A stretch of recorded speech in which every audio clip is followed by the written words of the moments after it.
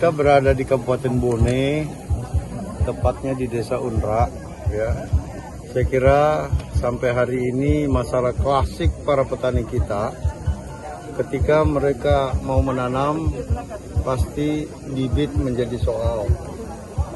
Ketika mereka mau memupuk, pupuk menjadi soal. Ketika mereka panen raya, harga yang menjadi soal. Nah, kami hari ini hadir untuk menjadikan Kabupaten Bone ini mandiri benih. Dan hari ini kita panen perdana di areal 100 hektar. Ya. Dan mengejutkan kita karena produksinya juga luar biasa. Itu benih, 4 ton 1 hektar.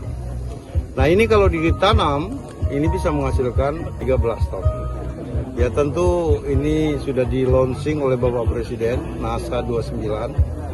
Ya, tinggal sekarang bagaimana kita perluas daerah-daerah menjadi mandiri benih. Jadi tidak lagi setiap tahun benih menjadi soal. Ya.